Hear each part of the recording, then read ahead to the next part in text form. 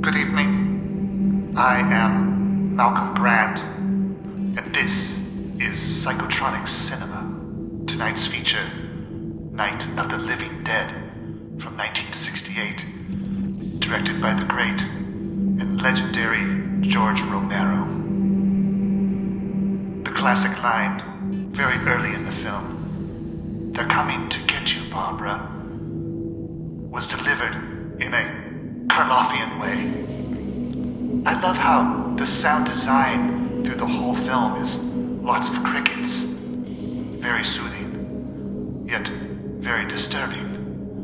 And be on the lookout for the naked zombie, which few have seen. This whole film is the battle of the dumbass against the resourceful. And when the zombies figure out how to attack, it's polyrhythmic murder to the tune of Ignorance is Bliss. And when the child kills her mom, the delay is supreme. The music throughout is great, a true classic. But in the end, as is always the case, the hillbillies fuck it up. But for now, let's consult the Oracle. Night of the Living Dead. Great, terrifying, flesh-eating ghoul shocker with gore, priceless dialogue, and a refreshing lack of scientific explanations, romance, or happy endings. While Barbara and Johnny are visiting their father's grave, Johnny does a Karloff imitation, and a living corpse attacks and kills him. Barbara runs to a farmhouse where the terror never lets up.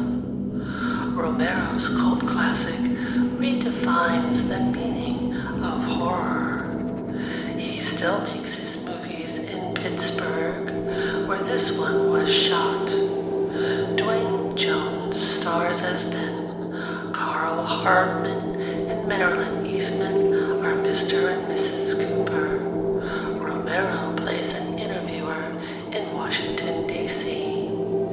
The music was mostly borrowed from 50s science fiction movies. A soundtrack was issued 14 years after the film was released.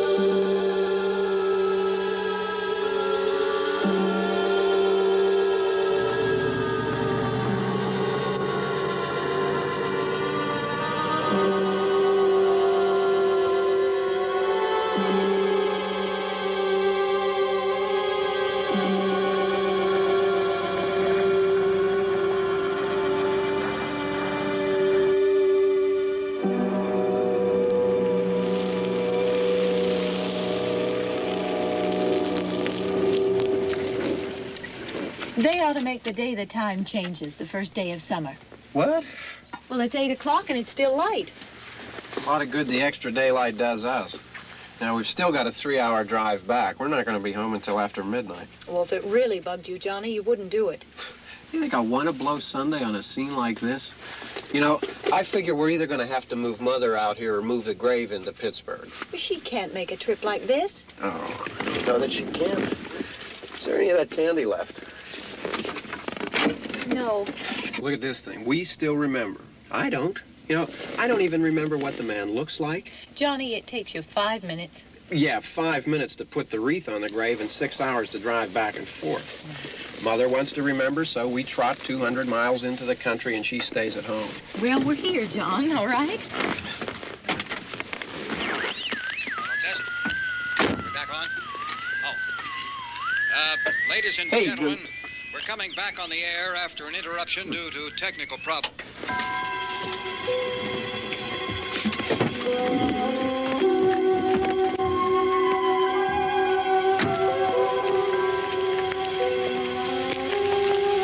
There's nothing wrong with the radio. Must have been the station. Which row is it in?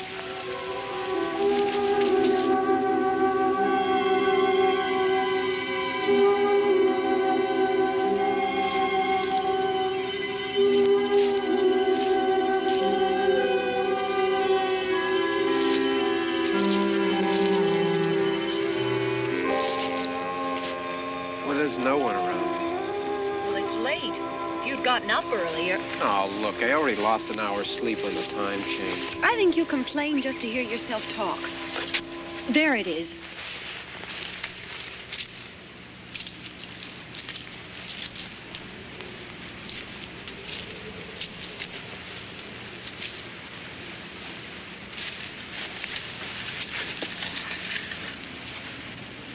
I wonder what happened to the one from last year.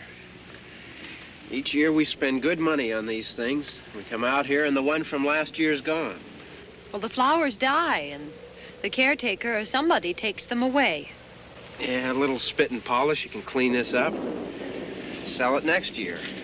Wonder how many times we bought the same one.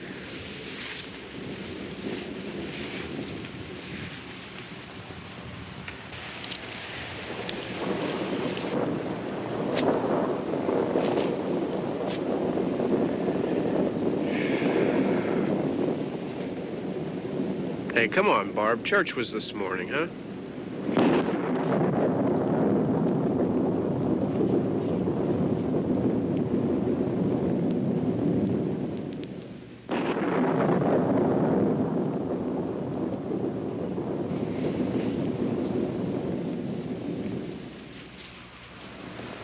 Hey, I mean, praying's for church, huh? Come on. I haven't seen you in church lately. Well, there's not much sense in my going to church. Do you remember one time when we were small, we were out here? It was from right over there. I jumped out at you from behind the tree, and Grandpa got all excited, and he shook his fist at me, and he said, "Boy, you be damned to hell." Remember that? Right over there. Well, you used to really be scared here. Johnny. Hey, you're still afraid. Stop it now. I mean it. They're coming to get you, Barbara. Stop it. You're ignorant. They're coming for you, Barbara. Stop it. You're acting like a child.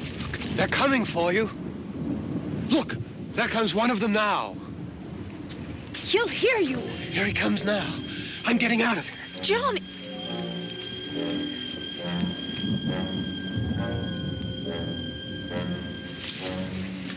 Oh!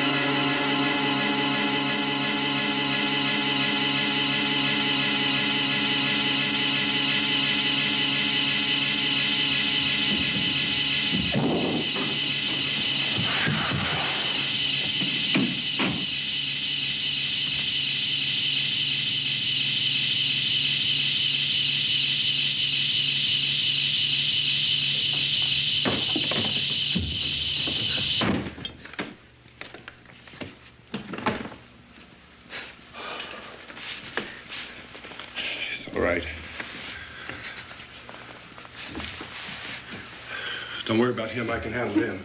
Probably be a lot more of them as soon as they find out about us. The truck is out of gas. This pump out here is locked. Is there a key? We can try to get out of here if we can get some gas. Is there a key? I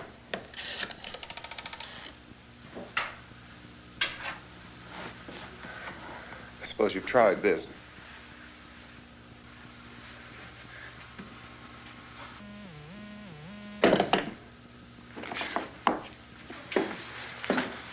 Do you live here?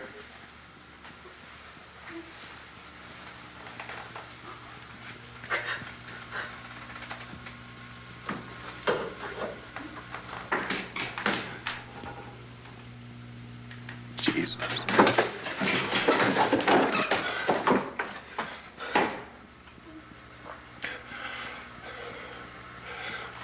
We've got to get out of here. We have to get to where there's some other people. Maybe we better take some food. I'll see if I can find some food.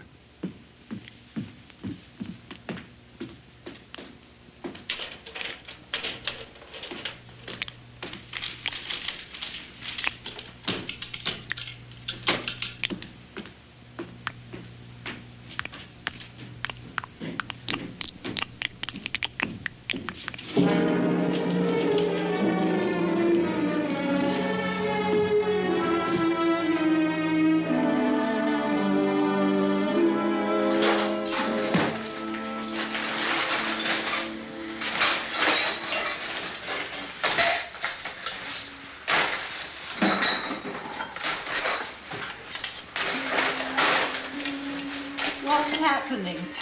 Oh, you think it's happening? What's happening?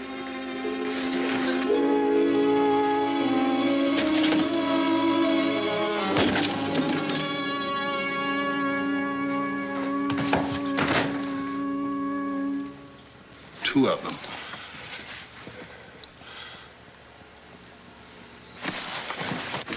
There are two of them out there. Have you seen any more around here? I can take care of those two. I don't I know you're afraid, but we have to... I don't know! I don't know! What's happening?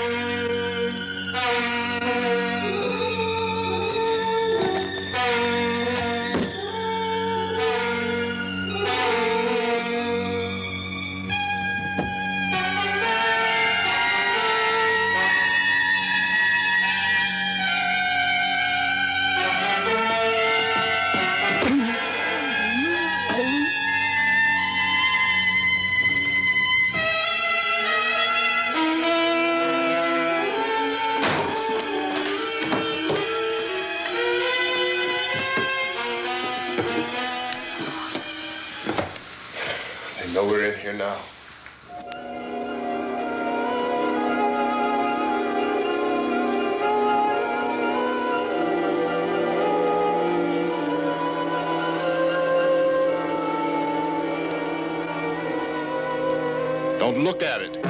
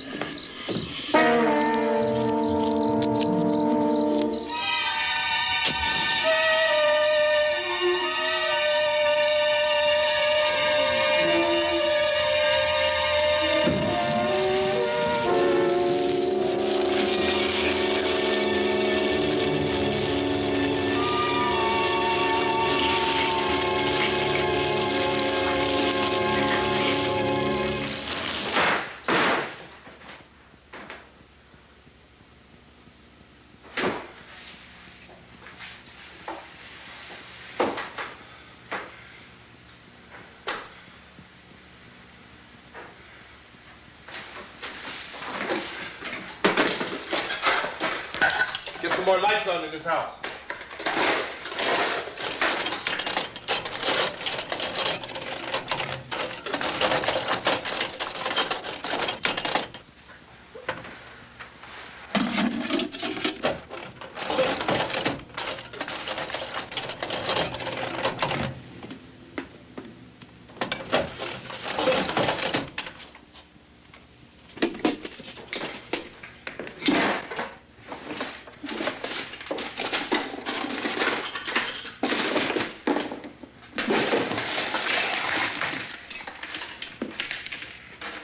Why don't you see if you can find some wood, some boards, something there by the fireplace, something we can nail this place up.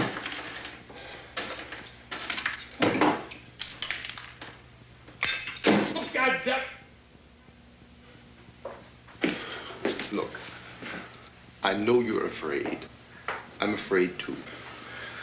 But we have to try to board the house up together. Now, I'm going to board up the windows and the doors. Do you understand?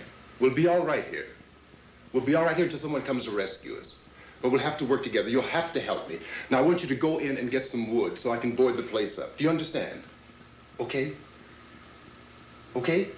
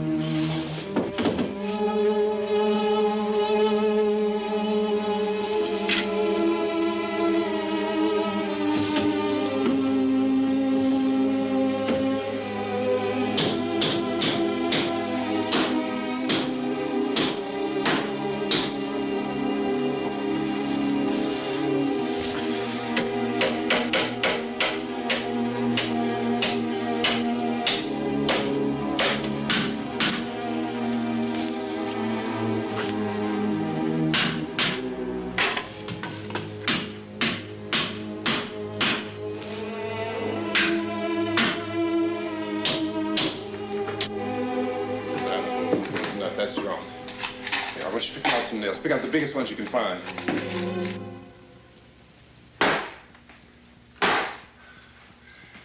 There, this room looks pretty secure. If we have to, we can run in here and board up the doors. Won't be long for those things will be back pounding their way in here. They're afraid now.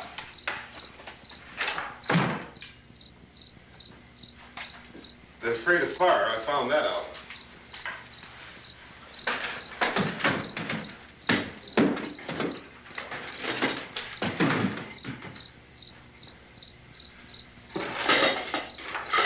You know a place back down the road called Beekman's? Beekman's Diner?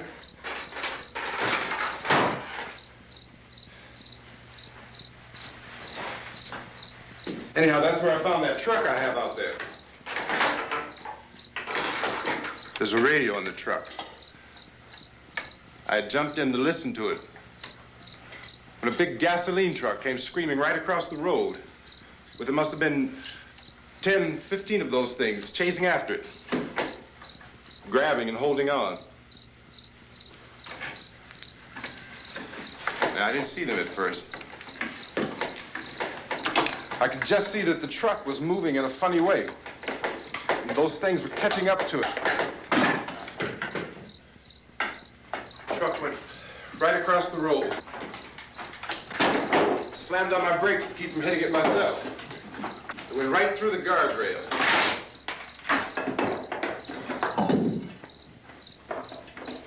I guess the driver must have cut off the road into that gas station by Beekman's Diner. It went right through the billboard, ripped over a gas pump, and never stopped moving. By now, it's like a moving bonfire. Didn't know if the truck was going to explode or what. Could still hear the man screaming.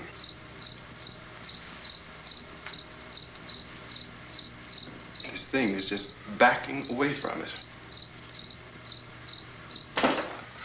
I looked back at the diner to see if there was anyone there who could help me.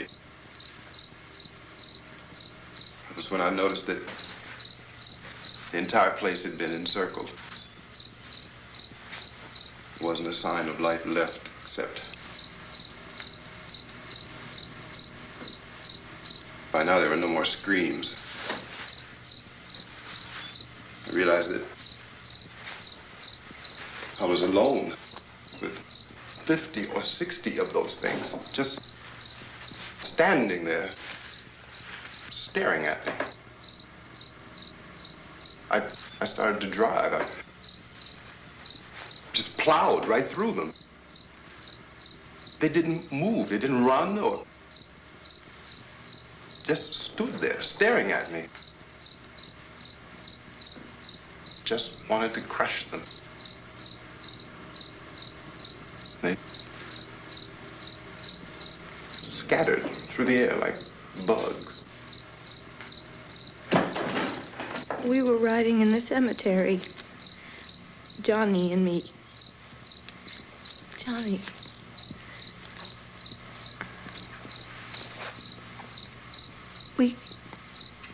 We came to put a wreath on my father's grave.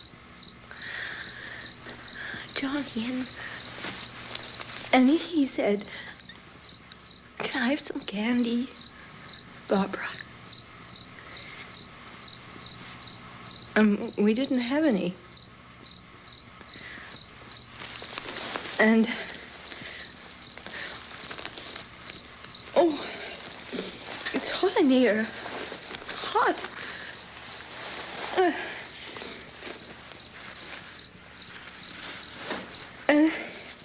And he said, "Oh, it's late. Why did we start so late?" And I said, "Johnny, if you'd gotten up earlier, we wouldn't be late." Johnny asked me if I were afraid. And I said, "I'm not afraid, Johnny." And then this man started walking up the road. He came slowly, and Johnny kept teasing me and saying, "He's coming to get you, Barbara." And I laughed at him and said, "Johnny, stop it." And then Johnny ran away. And I went up to this man, and I was going to apologize. Why don't you just keep calm? And I looked up, and I said, "Good evening." And he grabbed me. He grabbed me, and he ripped at me. He held me, and he ripped at my clothes. I think you should just calm down. Oh, I screamed, "Johnny! Johnny, help me! Oh, help me!" And he wouldn't let me go. He ripped. And then Johnny came and he ran and he fought this man. And I got so afraid. I ran.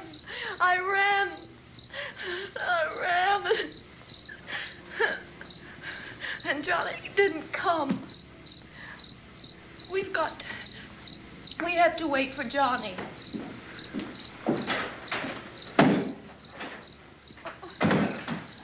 Maybe we better go out and get him. We have to go out and get Johnny. He's out there. Please, don't you hear me? We've got to go out and get him. Please! We have got to go get Johnny! Please help me! Please! Don't you know what's going on out there? This is no Sunday school picnic. Don't you understand? My brother is alone! Your brother is dead. No! My brother is not dead! Oh! Oh!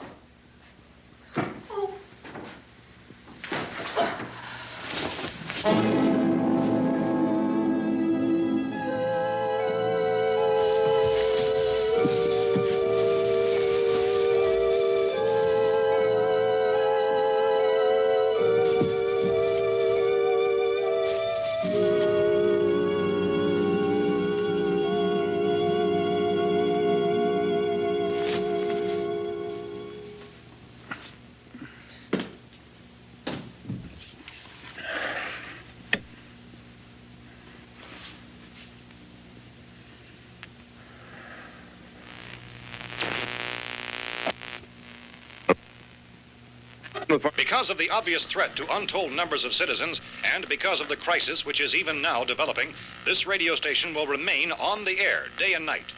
This station and hundreds of other radio and TV stations throughout this part of the country are pooling their resources through an emergency network hookup to keep you informed of all developments. At this hour, we repeat, these are the facts as we know them. There is an epidemic of mass murder being committed by a virtual army of unidentified assassins. The murders are taking place in villages, cities, rural homes, and suburbs with no apparent pattern or reason for the slayings. It seems to be a sudden, general explosion of mass homicide. We have some descriptions of the assassins. Eyewitnesses say they are ordinary-looking people. Some say they appear to be in a kind of trance. Others describe them as being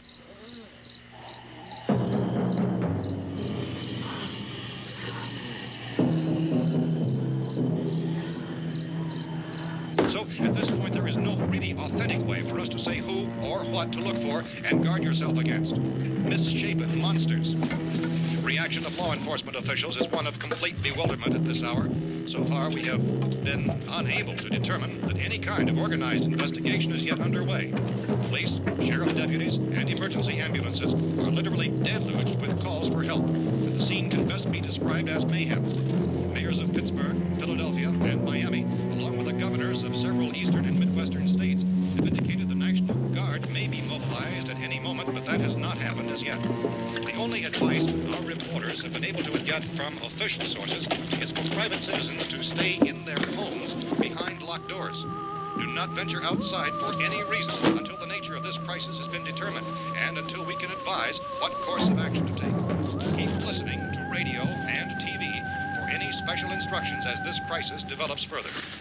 Thousands of office and factory workers are being urged to stay at their places of employment, not to make any attempt to get to their homes.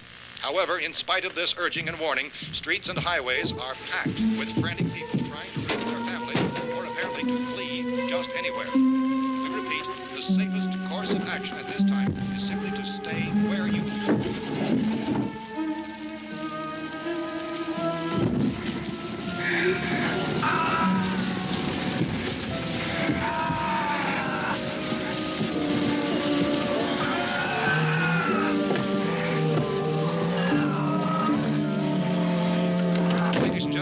just received word that the president has called a meeting of his cabinet to deal with the sudden epidemic of murder which has seized the eastern third of this nation.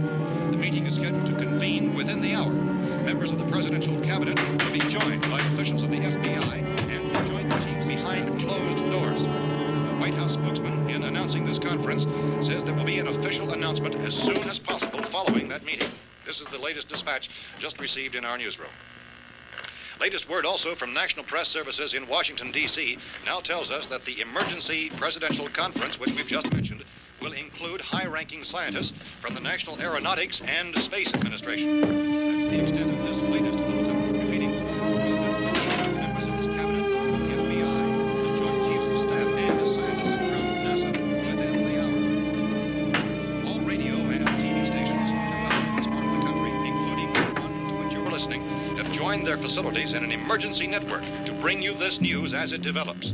We urge you to stay tuned to radio and TV and to stay indoors at all costs. Late reports reaching this newsroom tell of frightened people seeking refuge in churches, schools, and government buildings, demanding shelter and protection from the wholesale murder which apparently is engulfing much of the nation. Law enforcement officials are at a loss to explain or, even at this hour, even to theorize about the reasons for this wave of murder. So far, the advice we are able to give the public is something Chief T.K. Dunmore of Camden, North Carolina, was quoted as saying, quote, "Tell the people, for God's sake, to get off the streets. Tell them to go home and lock their doors and windows up tight. We don't know what kind of murder-happy characters we have here." End quote. This Chief Dunmore of Camden, North Carolina. So far, the only descriptions, the only clues anyone has of the killers come from frightened witnesses to some of the slayings. These eyewitness accounts variously describe the murderers as ordinary-looking people, misshapen monsters, people who look like they're in a trance, and things that look like people but act like animals. Some eyewitnesses tell of seeing victims who look as though they had been torn apart. This whole ghastly story began developing 2 days ago with the report of the slaying of a family of 7 in their rural home near Gulfport, Louisiana. Since then, reports of such senseless killings began snowballing in a reign of terror which has hopscotched in an erratic, disconnected manner throughout much of the eastern and midwestern United States. Efforts to keep track of the murder reports by the placing of markers on a map seem to indicate a general spreading of the extreme southeastern United States, north and west. Our newsmen have been on the telephone talking with officials in other cities and have determined that none of this kind of mass murder has yet been reported west of the Mississippi River, except in the extreme southeastern portion of Texas. Similar killings have been reported around the Houston and Galveston areas, but nothing like... I found a gun and some bullets out there. It was only late yesterday Oh, and that it these. first became clear we were facing some kind of national emergency.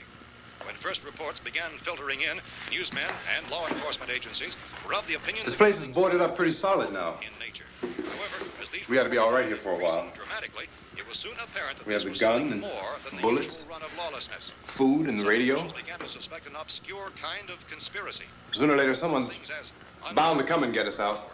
creatures from outer space. So again, we join with law enforcement agencies, urging you to seek shelter in a building. Lock the doors and windows securely. Hey, that's us. We're doing all right. Be cautious of any suspicious strangers. And keep tuned to your radio and television for survival instructions and further details of this continuing story. Look, I don't know if you're hearing me, Goes on in the absence of any law. but I'm going upstairs now. It's almost as though some critical balance of If anything should try to break in here, I can hear it from up there. I'll be down to take care of it. savage killers. We repeat, this radio station... Everything is all right for now. I'll be back to reinforce the windows and doors later. But you'll be all right for now, okay? Okay. Civil defense officials in Cumberland have told newsmen that murder victims show evidence of having been partially devoured by their murderers.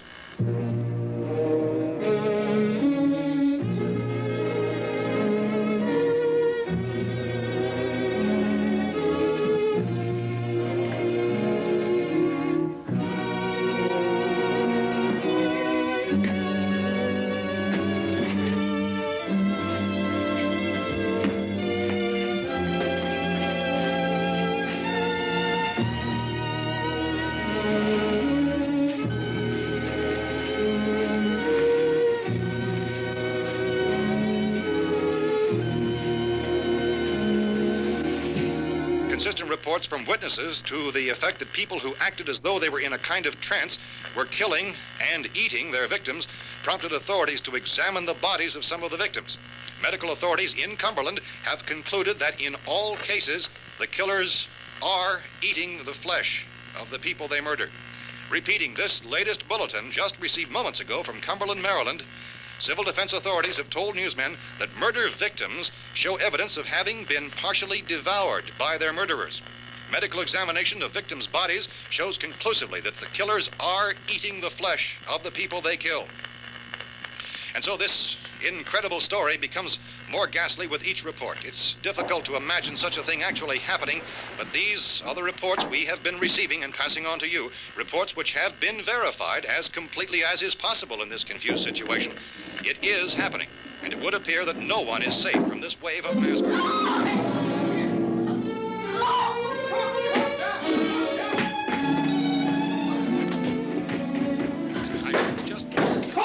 Shoot. We're from town. A radio. County, Pennsylvania. The Butler County Sheriff has verified that reports of murder victims being partially eaten by their slayers is true. No further details available at this time. However, how long you guys been down there? I could use some help up here. That's the cellar. It's the safest place. You mean you didn't hear the racket we were making up here? How were we supposed to know what was going on? Could have been those things for all we knew. That girl was screaming. Sure, you must know what a girl screaming sounds like. Those things don't make any noise. Anybody would know somebody ever needed help. Look, it's kind of hard to hear what's going on from down there. We thought we could hear screams, but for all we knew, that could have meant those things were in the house afterward. And you wouldn't come up and help? Well, if there were more... The racket sounded like the place was being ripped apart. How were we supposed to know what was going on? Now, wait a minute. You just got finished saying you couldn't hear from down there. Now you say it sounded like the place was being ripped apart. It would be nice if you get your story straight, man. All right, now you tell me. I'm not going to take that kind of a chance when we got a safe place. We luck into a safe place, and you're telling us we got to risk our lives just because somebody might need help, huh? Yeah, something like that. All right, why don't we settle this... Look, mister, we came up. Okay, we're here. Now I suggest we all go back downstairs before any of those things find out we're in here. They can't get in here. You got the whole place boarded up? Yeah, most of it. All but a few spots upstairs. They won't be hard to fix. You're insane. The cellar's the safest place. I'm telling you, they can't get in here. And I'm telling you, those things turned over our car. We were damn lucky to get away at all. Now you tell me those things can't get through this lousy pile of wood? His wife and kids downstairs. The kid's hurt. Well, I still think we're better off up here. We could strengthen everything up, Mr. Cooper. With all of us working, we could fix this place up in no time. We have everything we need up here. We can take all that stuff downstairs with us. Man, you're really crazy, you know that? You got 1,000,000 windows up here. All these windows, you're gonna make them strong enough to keep these things out, huh? I told you, those things don't have any strength. I smashed 3 of them and pushed another one out the door. Did you hear me when I told you they turned over our car? Oh, hell, any good 5 men can do that. That's my point. Only there's not going to be 5 or even 10. There's going to be 20, 30, maybe 100 of those things. And as soon as they know we're here, this place is going to be crawling with them. Well, if there are that many, they'll probably get us wherever we are. Look, the cellar. The cellar, there's only one door, right? Just one door, that's all we have to protect. Tom and I fixed it so it locks and boards from the inside. But up here, all these windows, why, we'd never know where they were going to hit us next. You got a point, Mr. Cooper. But down in the cellar, there's no place to run to. I mean, if they did get in, there'd be no back exit. We'd be done for. We can get out of here if we have to. And we got windows to see what's going on outside. But down there with no windows, if a rescue party did come, we wouldn't even know it. But the cellar is the strongest place. The cellar is a death trap. I don't know, Mr. Cooper. I think he's right. You know how many's out there? I don't know. Maybe 6 or 7. Look, you two can do whatever you like. I'm going back down to the cellar, and you better decide. Because I'm going to board up that door, and I'm not going to unlock it again no matter what happens. Now, wait a minute, Mr. Cooper. No, I'm not going to wait. I've made my decision, now you make yours. Now, wait a minute. Let's think about this. We can make it to the cellar if we have to. And if we do decide to stay down there, we'll need some things from up here. So let's at least consider this a while. If you box yourself in this cellar and those things get in the house, you've had it. At least up here you have a fighting chance. Yeah, it looks like about 8 or 10 out there now. That's more than there were. There are a lot out back, too.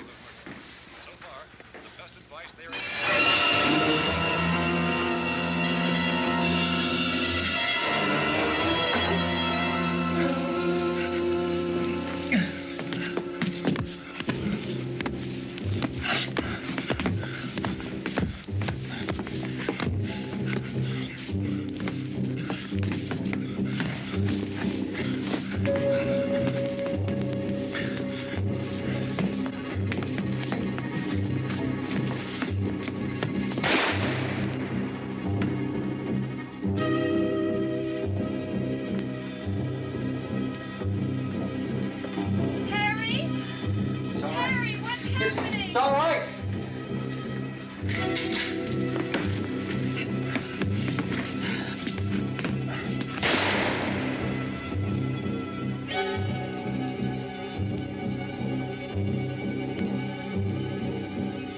Damn thing.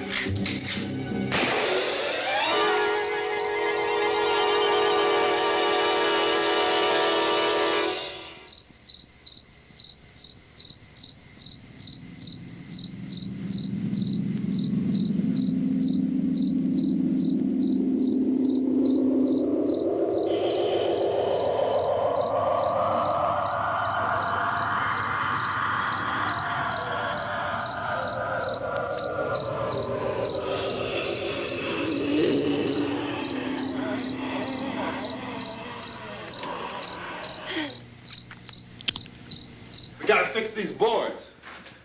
You're crazy. Those things are going to be at every window and door in this place. We've got to get down into the cellar. Go down in that damn cellar. Get out of here! I'm taking the girl with me. You leave her here. Keep your hands off her. And everything else that's up here, too. Because if I stay up here, I'm fighting for everything up here. And the radio and the food is part of what I'm fighting for. Now, if you're going down the cellar, get. The man's insane. He's insane. We've got to have food down there. We've got a right. This is your house. We've got a right. You going down there with him? Well, yes or no? This is your last chance. No beating around the bush. Listen, I got a kid down there. She can't possibly. I couldn't bring her up here. She can't possibly take all the racket and those things smashing through the windows. Well, you're her father. If you're stupid enough to go die in that trap, that's your business. However, I am not stupid enough to follow you. It is tough for the kid that old man is so stupid.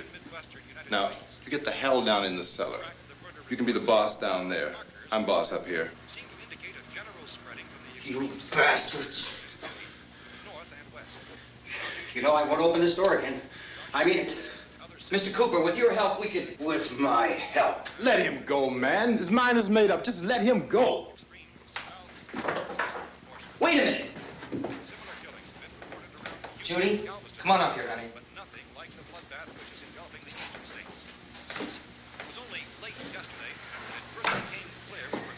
You're gonna let them get hurt too, huh? It's all right, honey. Go ahead.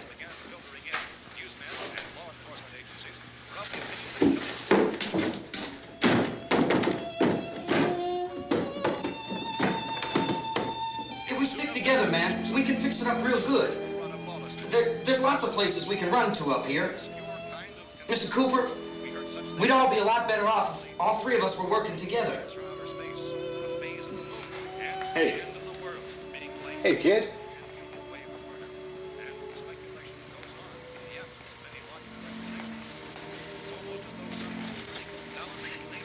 He's wrong, you know. I'm not boxing myself in down there. We repeat, this radio station will remain on the air day and night. Well, we're safe now. It's boarded up tight. What about Tom and Judy? They want to stay up there, let them. There are two other people upstairs, a man and a girl. We heard you screaming. Yeah, but I didn't know who they were, and I wasn't about to take any unnecessary chances. Of course not, Harry.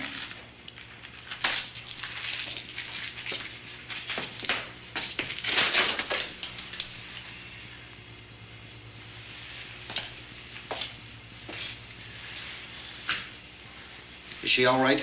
I don't know what it is. She feels warm. Maybe it's shock. Where'd you get the bandage? Some laundry in a basket. I tore a sheet.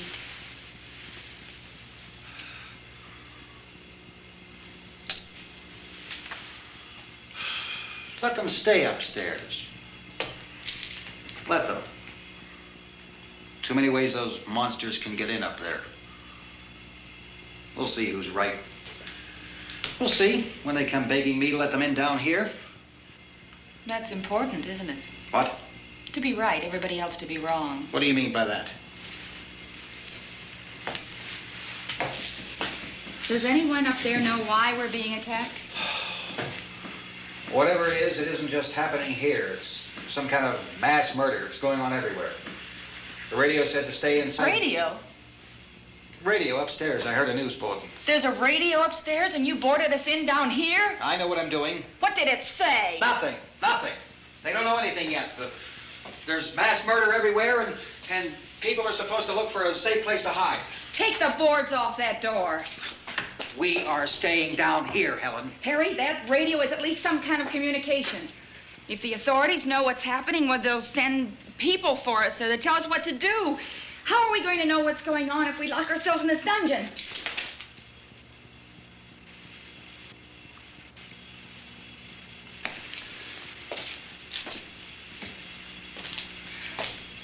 We may not enjoy living together,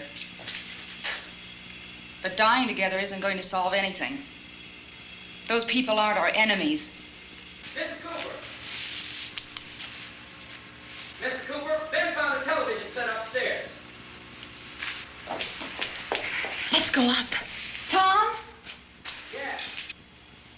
If Judy would come downstairs for a few minutes, Harry and I could come upstairs. Okay, yeah, right away. Will you do it? Do I have to? Look, honey, nothing's gonna get done with them down there and us up here.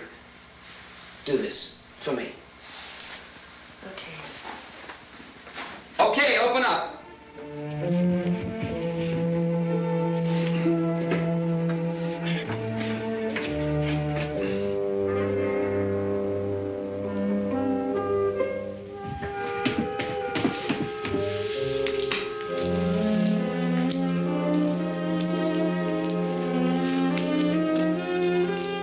I'll take good care of her, Helen. She's all I have. Why don't you go upstairs now?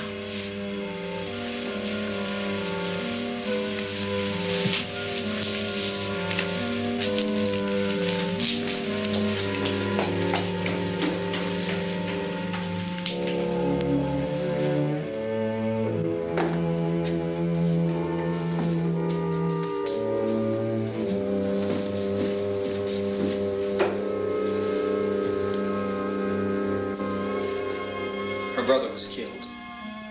Hey, give me a hand with this thing. I gotta go help Ben with the television.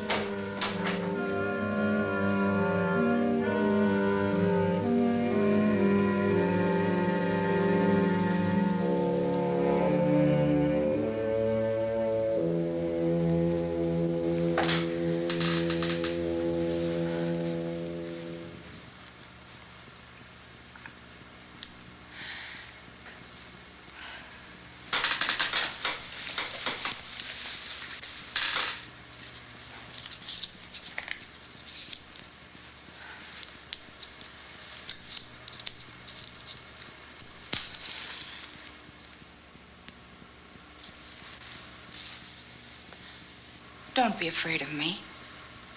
I'm Helen Cooper, Harry's wife.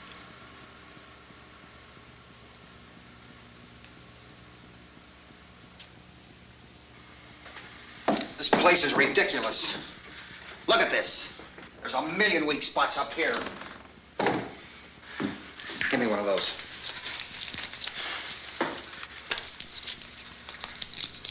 Her brother was killed.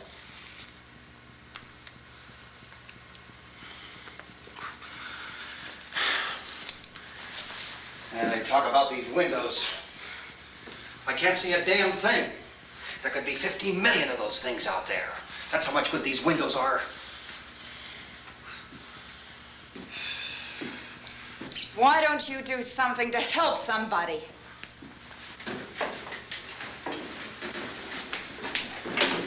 Here, I have it. Drag a couple of those chairs together.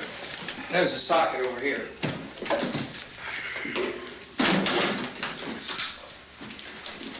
You better watch this and try to understand what's going on. I don't want anyone's life on my hands. Is there anything I can do to help? I don't want to hear any more from you, mister. If you stay up here, you take orders from me. And that includes leaving the girl alone. It's on, it's on. There's no sound. Play with the rabbit ears. Reports, incredible as they seem, are not the results of mass hysteria. Mass hysteria. What do they think? We're imagining all this? Shut up! In all parts of the country. The wave of murder which is sweeping the eastern third of the nation is being committed by creatures who feast upon the flesh of their victims. First eyewitness accounts of this grisly development came from people who were understandably frightened and almost incoherent. Officials and newsmen at first discounted those eyewitness descriptions as being beyond belief. However, the reports persisted. Medical examinations of some of the victims bore out the fact that they had been partially devoured. I think we have some late word just arriving, and I'll interrupt to bring this to you. This is the latest disclosure in a report from National Civil Defense Headquarters in Washington. It has been established that persons who have recently died have been returning to life and committing acts of murder. A widespread investigation of reports from funeral homes, morgues, and hospitals has concluded that the unburied dead are coming back to life and seeking human victims. It's hard for us here to believe what we're reporting to you, but it does seem to be a fact. When this emergency first began, radio and television was advising people to stay inside, behind locked doors for safety. Well, that situation has now changed, and we're able to report a definite course of action for you. Civil defense machinery has been organized to provide rescue stations with food, shelter, medical treatment, and protection by armed National Guardsmen. Stay tuned to the broadcasting stations in your local area for this list of rescue stations. This list will be repeated throughout our news coverage. Look for the name of the rescue station nearest you and make your way to that location as soon as possible. So we have that truck. If we can get some gas, we can get out of here. There's a pump out by the shed. I know, that's why I pulled in here, but it's locked. Called this afternoon by the President. Since convening this conference of the Presidential Cabinet, the FBI, the Joint Chiefs of Staff, the CIA has not produced any public information. Why are space experts being consulted about an earthbound emergency? So far, all the betting on the answer to that question centers on the recent Explorer satellite shot to Venus. That satellite, you'll recall, started back to Earth, but never got here. That's the space vehicle which orbited Venus and then was purposely destroyed by NASA when scientists discovered it was carrying a mysterious high-level radiation with it. Could that radiation be somehow responsible for the wholesale murders we're now suffering? Newsman Don Quinn in Washington has posed those questions. It's obvious our best move is to try to get out of here. How are you going to get over to that pump? Look. You're coming from a meeting regarding the explosion of the Venus probe, is that right? Yes, that was the subject of the meeting. You feel there is a connection between this and the phenomenon? There's a definite connection. In other words, you feel that the radiation on the Venus probe is enough to cause these mutations? There was a very high degree of radiation. Well, just a minute. I'm not sure that that's certain at all. I don't think that has been irrefutably proved that we have at this time. In other words, it is the military's viewpoint that the radiation is not the cause of the mutation. I can't speak for the entire military at this time, gentlemen. I must disagree with these gentlemen presently until this is irrefutably proved. Everything is being done that can be done. We'll have to hurry for our next meeting. Professor, you feel that there is a definite connection between definite connection as far as Dr. Keller and myself. Doctor, please. I thought we decided that is not proved yet. Was the satellite, when the satellite was exploded? An unusual amount of radiation, enough to cause mutation under certain circumstances. Could have happened. Have a bearing on it. It does seem to have a bearing. Will there be a reply for this? Later? Yes. There will be a reply. Yes. Later this afternoon. There will be a report this afternoon, sir. Perhaps there will be a report, yes. a more Later. full report. Will you close the window? We are doing everything possible to solve the problem. We're hoping to get some further explanation of this. We've heard all we need to know. We have to try to get out of here. He said the rescue stations have doctors and medical supplies. If we could get care in there, we could get help for her. No, is one of the world's foremost authorities on space science and technology. Willard. I saw a sign that said Willard. It's only about 17 miles from here. You know this area. You from around here? Judy and I are both from around here. We were on our way up to the lake to go swimming, and Judy had a radio, and we heard the first reports about this. So we knew the old house was here, and we came in and found the lady upstairs dead. Then these other people came. We went down into the basement and put a bar across the door, and it is pretty strong. How could we possibly get away from here? We've got a sick child, 2 women, 1 woman out of her head, 3 men, and the place is surrounded with these things. For NASA. Dr. Grimes, your entire staff, I know, has been working very hard to find some solution to these things that are happening. Do you have any answers at this time? Yes, we have some answers. But first, let me stress the importance of seeking medical attention for anyone who's been injured in any way. We don't know yet what complications might result from such injuries. How bad has your kid been hurt? Good advice, Doctor.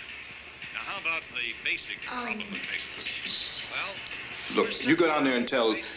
Now, Judy? Yeah, you tell Judy to come up here and you stay with the kid, all right? Venus probe. In the cold room at the university, we had a cadaver from which all 4 limbs had been amputated. Sometime early this morning, it opened its eyes and began to move its trunk. It was dead, but it opened its eyes and tried to move. They want you upstairs. Did she ask for me? She hasn't said anything. I don't understand. Baby. It's Mommy. I heard.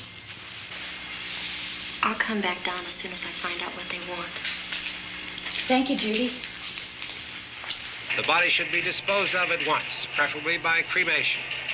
Well, how long after death, then, does the body become reactivated? It's only a matter of minutes. Minutes? Well, that doesn't give people time to make any arrangements. No, you're right. It doesn't give them time to make funeral arrangements.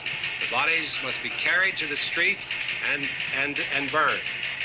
They must be burned immediately. Soak them with gasoline and burn them. The bereaved will have to forego the dubious comforts that a funeral service will give. They're just dead flesh and dangerous. I see. Judy, I need you to find some bedspreads or sheets to tear up into small strips, okay?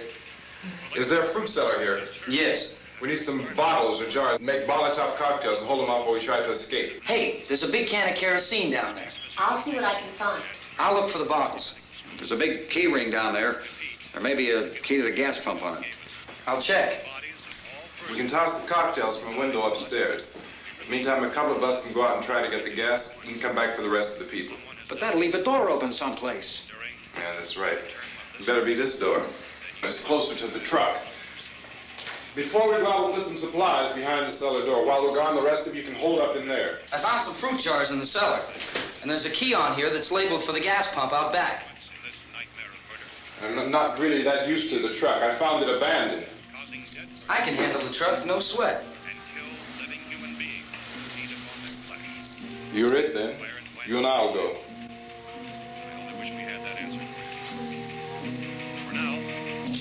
We'll put whatever lumber we find behind the cellar door. You can go upstairs and toss the cocktails from a window. Tom, you and I will have to unboard this door. After you toss the cocktails, you hustle back down here and lock this door. It's no good to board it up because we'll have to get back in quickly. After we get the gas and get back into the house, then we'll worry about getting everybody into the truck. Now let's move it.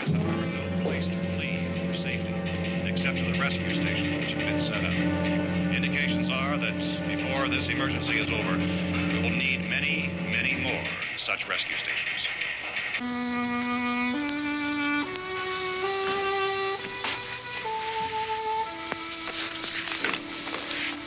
You always have a smile for me.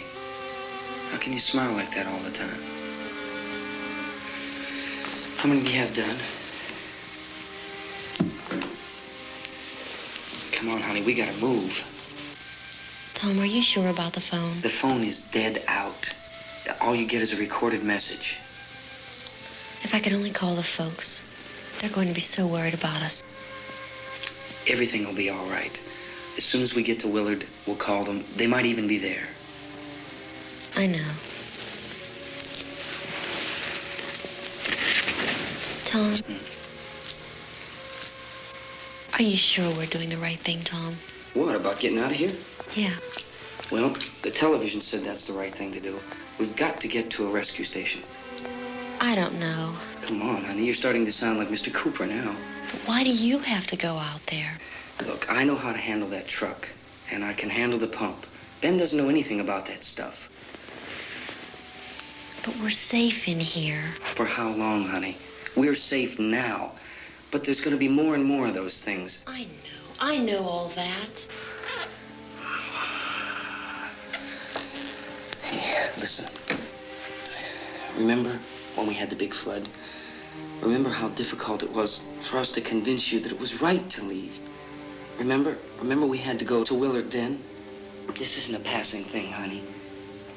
It's not like just a wind passing through. We've got to do something, and fast.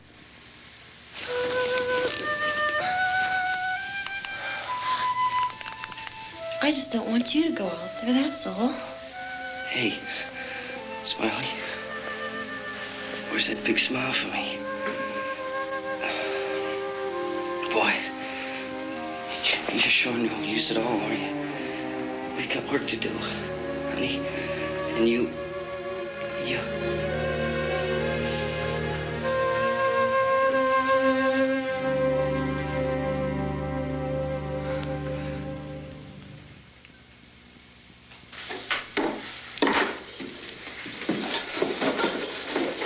We better get her downstairs. We have to go downstairs now, Barbara. She's right. You have to go downstairs now, just for a little while, until we get back.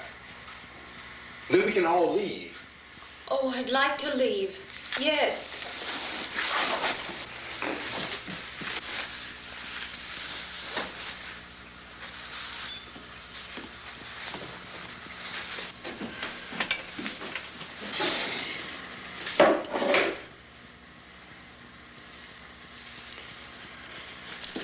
Good luck. Yeah.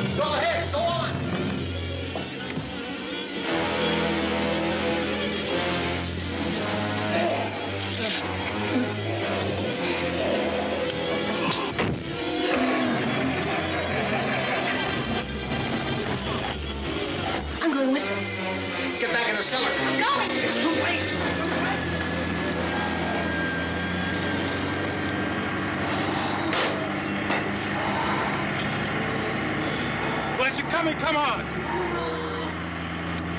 Get in!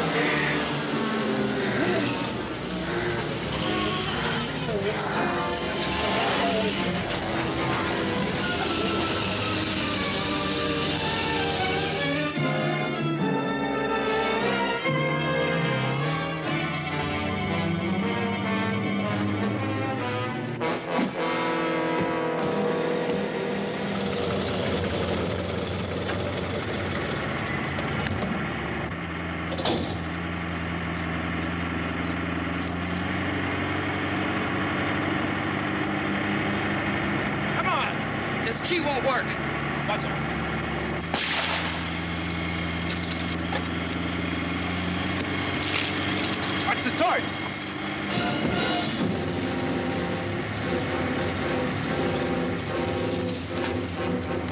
We gotta get away from the pump.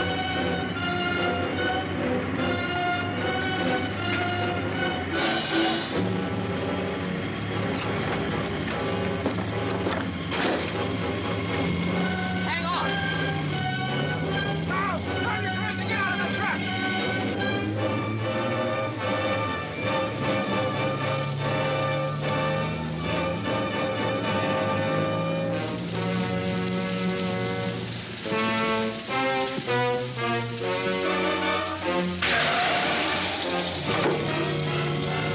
Let's get out of here. Come on, come on. My jacket's caught.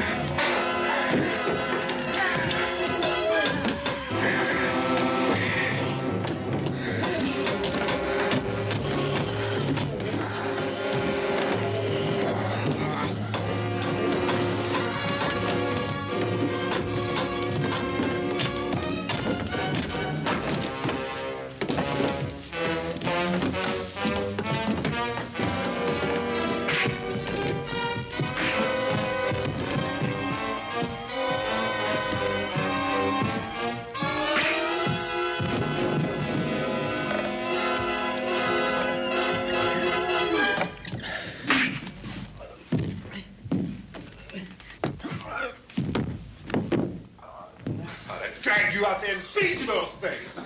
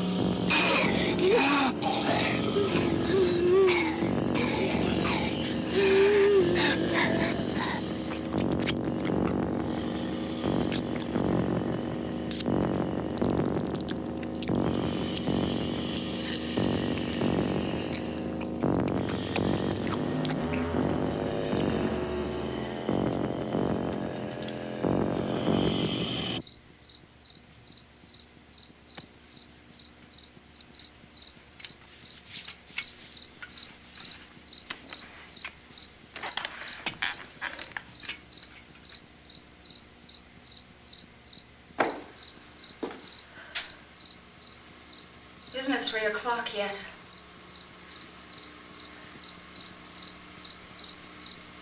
There's supposed to be another broadcast at 3 o'clock. 10 minutes. Oh, only 10 more minutes? We don't have very long to wait. we can leave. Well, we'd better leave soon. It's 10 minutes to 3.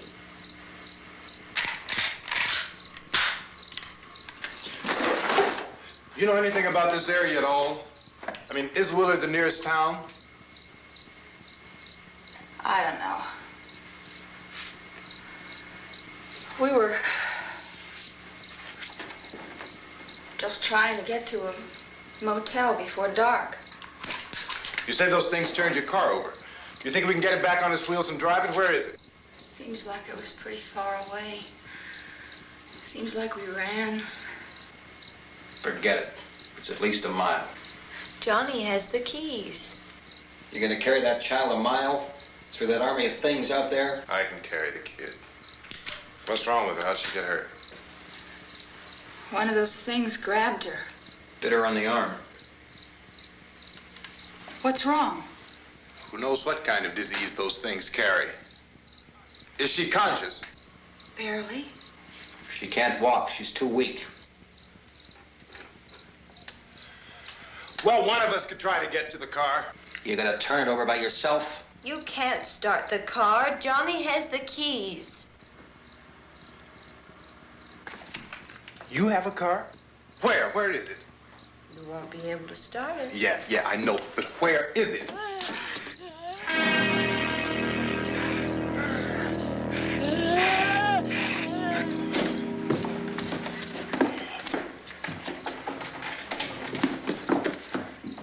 Good Lord.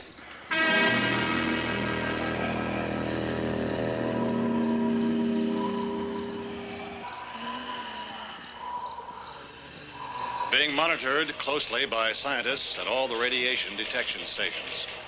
At this hour, they report the level of the mysterious radiation continues to increase steadily. So long as this situation remains, government spokesmen warn that dead bodies will continue to be transformed into the flesh-eating ghouls. All persons who die during this crisis, from whatever cause, will come back to life to seek human victims unless their bodies are first disposed of by cremation. Our news cameras have just returned from covering such a search and destroy operation against the ghouls, this one conducted by Sheriff Conan McClellan in Butler County, Pennsylvania. So now let's go to that film report. All law enforcement agencies and the military have been organized to search out and destroy the marauding ghouls. The Survival Command Center at the Pentagon has disclosed that a ghoul can be killed by a shot in the head or a heavy blow to the skull. Officials are quoted as explaining that since the brain of a ghoul has been activated by the radiation, the plan is kill the brain and you kill the ghoul. Anything from the supply wagon, Gus? No, we're all right. Hey, Cass, put that thing all the way in the fire. We don't want it getting up again. All right, I got you. Chief McClellan, how's everything going? Oh, things aren't going too bad. Men are taking it pretty good. You want to get on the other side of the road over there? Chief, do you think we'll be able to defeat these things? Well, we killed 19 of them today right in this area. Those last 3 we caught trying to claw their way into an abandoned shed. They must have thought somebody was in there. There wasn't, though. We heard them making all kind of noise. We came over and beat them off, blasted them down. Chief, as soon as you're finished, can I see you here? Yeah, okay. Chief, if I were surrounded by 6 or 8 of these things, would I stand a chance with them? Well, there's no problem. If you had a gun, shoot them in the head. That's a sure way to kill them. If you don't, get yourself a club or a torch. Beat them or burn them. They go up pretty easy. Well, Chief McClellan, how long do you think it will take you until you get the situation under control? Well, that's pretty hard to say. We don't know how many of them there are. We know when we find them, we can kill them. Are they slow-moving, Chief? Yeah, they're dead. They're all messed up. Well, in time, would you say you ought to be able to wrap this up in 24 hours? Well, we don't really know. We know we'll be into it most of the night, probably into the early morning. We're working our way toward Willard, and we'll team up with the National Guard over there, and then we'll be able to give a more definite view. Thank you very much, Chief McClellan. This is Bill Cardill, WIC TV 11 News. Thank you, Bill, for that report. Official spokesmen declined to speculate just how long it may take to kill off all the flesh eaters, so long as the heavy rain...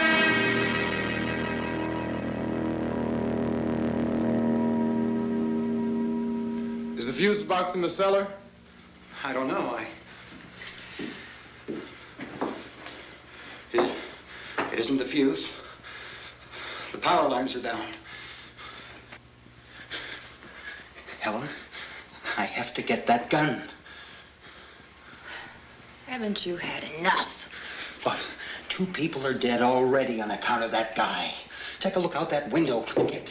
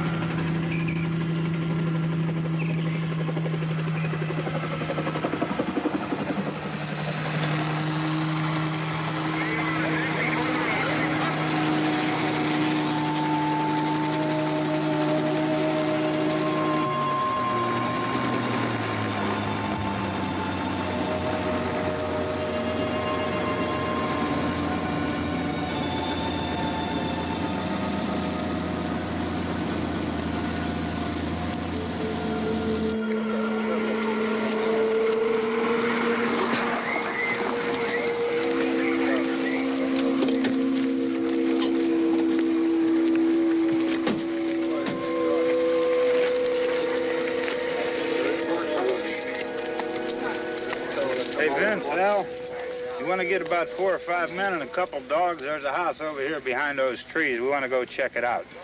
Right. You still here, Bill? Yeah, Chief. We're going to stay with it till we meet up with the National Guard. Where'd you get the coffee? One of the volunteers. You're doing all the work. You take it. Thank you. We should be wrapped up here about 3 or 4 more hours. We'll probably get into Willard then. I guess you can go over there and meet the National Guard. Nick, you and the rest of these men want to come with me? Well, Bill, I'm going to check in the office, see what's happening. All right, Steve. Tell them we're going to stay with it, and everything appears to be under control. We're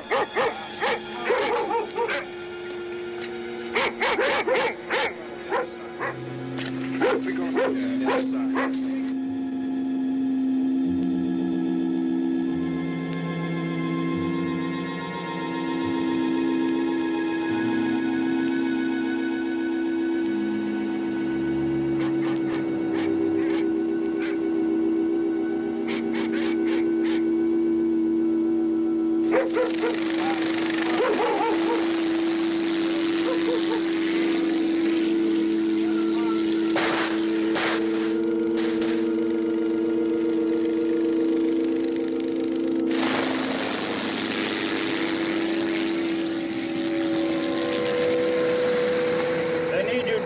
By the barn. Okay. Some of these guys can follow the wagon down. I only need a few men to check out the house. Somebody had a cook out here, Vince. Yeah, sure looks like it, Karl.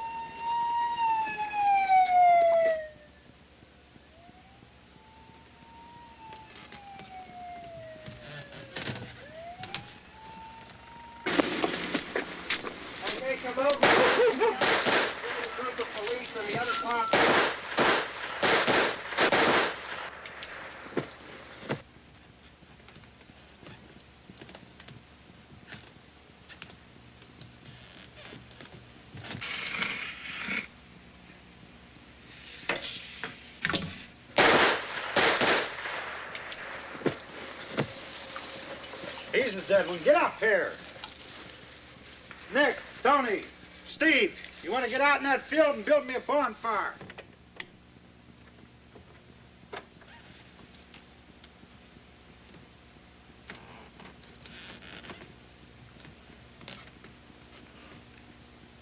You, drag that out of here and throw it on the fire. Nothing down here. All right, go ahead down and give him a hand. Let's go check out the house, man. There's something there. I heard a noise.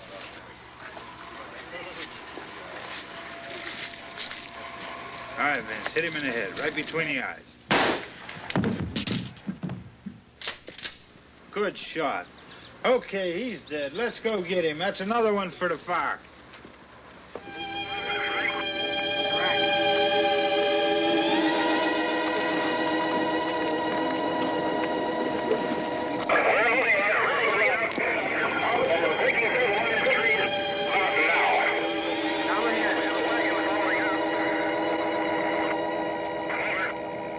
Send the wagon through directly out. Over.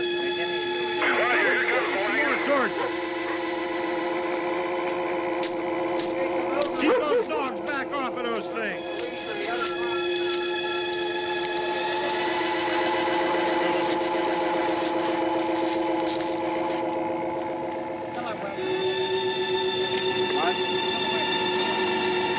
Go more quickly.